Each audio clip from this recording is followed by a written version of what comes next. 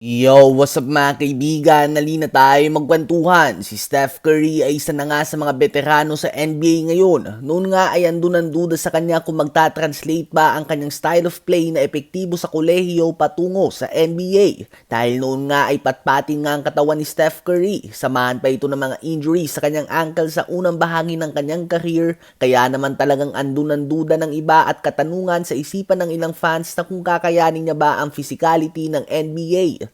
Well, ngayon nga ay si Curry ay considered na siya as the greatest shooter of all time. May 4 na siyang championship, 2 regular season MVP, iba't ibang record at nasa usapan na din siya ng top 10 greatest players of all time at nandun na din nga ang kanyang pangalan sa debate ng greatest point guard of all time. Sa haba ng kanyang career mga kaibigan ay may iba't ibang version na din nga tayo ng Stephen Curry na nakita. I-skip na natin ang early years niya dahil hindi naman naging ganun kaganda ang kanyang mga naunang taon sa liga. Sa 2 MVP season na niya tayo magsimula dahil dito nga nagulat ang madami sa kanyang kakaibang shooting ability.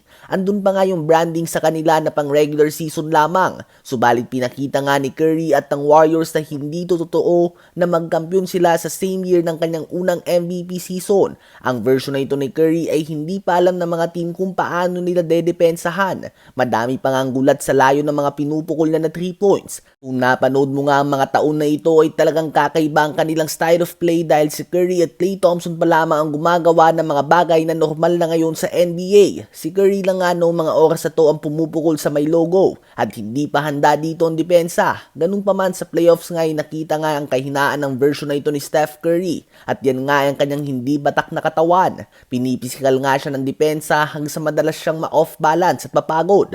Ang version naman ni Steph Curry with Kevin Durant ay napakatindi din. Mas lumaki na nga ang katawan niya noong mga oras na to kaya naman hindi na siya madaling mabuli ng depensa.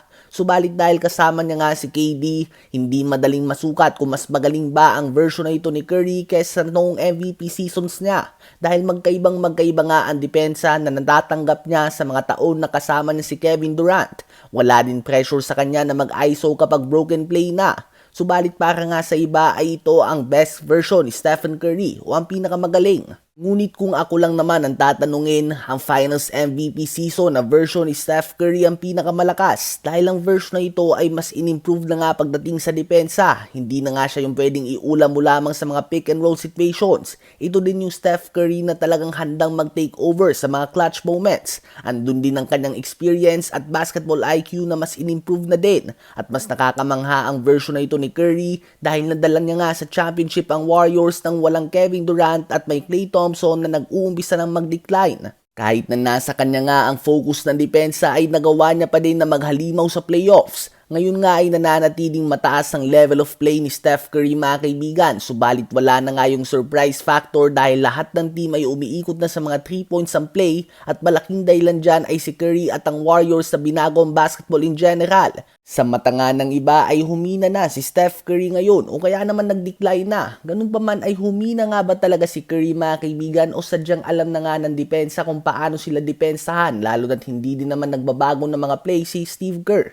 Kayo ba mga kaibigan, ano ba sa palagay nyo ang pinakamagaling na version o season ni Steph Curry?